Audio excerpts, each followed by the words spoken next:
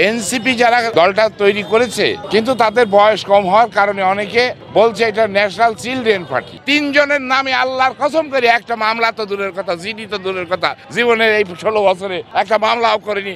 NCP যারা দলটা তৈরি করেছে তারা এই দেশের সূর্য সন্তান, তাদের এই দেশের বীর সন্তান, কিন্তু তাদের বয়স কম হওয়ার কারণে অনেকে বলছে এটা ন্যাশনাল চিলড্রেন পার্টি।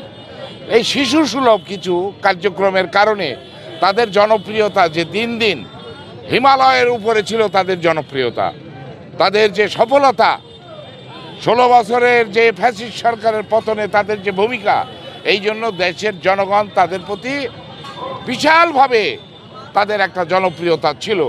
কিন্তু তাদের এই শিশু সুলভ আচরণের কারণে তাদের জনপ্রিয়তা এখন কোথায় গিয়েছে আপনারা দেখতে পাচ্ছেন। না, বিএনপির সাথে আমাদের কোনো জোট নেই বর্তমানে। বিএনপির সাথে আমাদের যেটা আছে, বিএনপি এই দেশের অন্যতম বৃহত্তম দল।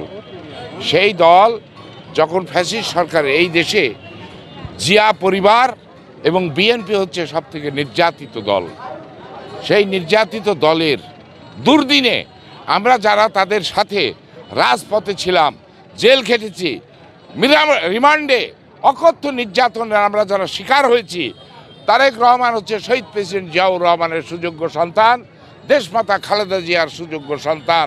পৃথিবীতে আর একটা নেতা পাবেন না যার বাবা সব থেকে জনপ্রিয় নির্বাচিত প্রেসিডেন্ট ছিলেন, যার মা সব থেকে জনপ্রিয় বারবার নির্বাচিত প্রধানমন্ত্রী হয়েছেন, তার সুসন্তান তিনি। আমরা যারা তার দুর্দিনে ছিলাম, তিনি বলেছেন যে আমাদের সাথে যারা দুর্দিনে ছিল তাদের যদি সর্ষে পরিমাণ অবদান থাকে আমরা তার মূল্যায়ন করব এবং আগামীতে নির্বাচনী একটা জোট করার তিনি ইচ্ছা ব্যক্ত করেছেন।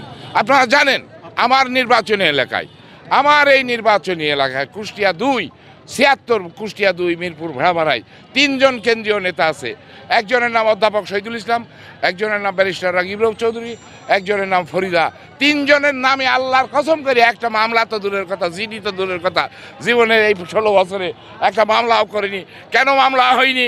কি জাদু তারা জানে, কি কারণে, কোন দালালি, কোন বিনিময়ে তারা এই ফ্যাসিস্ট সরকারের দালাল ছিল, এটা তারেক রহমান যাচাই বাছাই করছে। যে লিঙ্কন কেন বারবার চলে গেল, লিঙ্কন কেন বারবার রিমান্ডে গেল, অথচ আমার দল যাদেরকে রাস্তা থেকে তুলে এনে এমপি বানিয়েছে, এত বড় বড় পদ দিয়েছে, তারা কেন জেলে গেল না? কেমন দালালির কারণে, কিসের বিনিময়ে তারা ছিল না? আজকে 5ই আগস্টের পর তারা বিরাট বিরাট কথা বলছে, তারা অনেক বড় বড় কথা বলছে। ইনশাল্লাহ আমরা যারা দুর্দিনে শহীদ প্রেসিডেন্ট জিয়ার আদর্শে উজ্জীবিত হয়ে, এই যে আমি যে পোশাকটা পরে আছি, এই পোশাকটা শহীদ প্রেসিডেন্ট জিয়াউর রহমান এই দেশে জাতীয় পোশাক বানানোর চেষ্টা করেছিলেন। দেখেন আমি যখন এই পোশাকটা পরি, আমি শহীদ জিয়ার, আমি স্পর্শ পাই।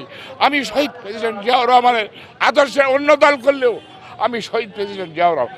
আমি একটা কথা দ্বিধাভরে আমি বলতে চাই, এই সব কেন্দ্রীয় নেতারা আজ পর্যন্ত ধানের শীষে ভোট দেওয়ার সুযোগ পায়নি। ব্যারিস্টার রাগিব চৌধুরী গতবার ধানের শীষে ভোট দেওয়ার সুযোগ পেয়েছিল, তারপরেও সে এই নির্বাচনী এলাকায় ভোটটা পর্যন্ত দিতে আসে ভাই। আজকে তারা অনেক বড় বড় কথা বলছে।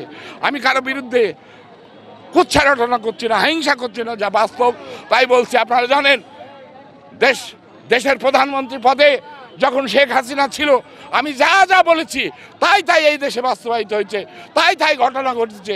আমি যদি শেখ হাসিনার বিরুদ্ধে বলতে পারি, কিছুদিন আগে ডক্টর মোহাম্মদ ইউনূসের সম্পর্কেও আমি কথা বলেছি। সুতরাং আমাকে কোনো ভয় পাওয়ার কোনো সুযোগ নেই। যারা সুবিধাবাদী, আগামীতে বিএনপি ক্ষমতায় যাবে এই আশায় যে সমস্ত চোর ডাকাত গুন্ডা বদমাইশ চাঁদাবাজ লুটেরা যারা উৎপেতে আছে, তাদের বিষয়ে আমি বিশ্বাস করি তারেক রহমান, দেশ নেতা তারেক রহমান সুযোগ্য নেতৃত্বে আমরা এইসব চাঁদাবাজ দখলবাজ লুটেরাদেরকে আমরা মোকাবেলা করে বাংলাদেশকে উন্নয়নের স্বর্ণ শিখরে নিয়ে যাওয়ার জন্য তারেক রহমানের ঘোষিত বাংলাদেশ আমরা গড়ব। বাংলাদেশ বিনির্মাণে শহীদ প্রেসিডেন্ট জিয়া, দেশমাতা খালেদা জিয়ার সুসন্তান তারেক রহমানের নেতৃত্বে আমরা 31 দফা বাস্তবায়ন করে বাংলাদেশকে উন্নয়নের স্বর্ণ শিখরে নিয়ে যাব।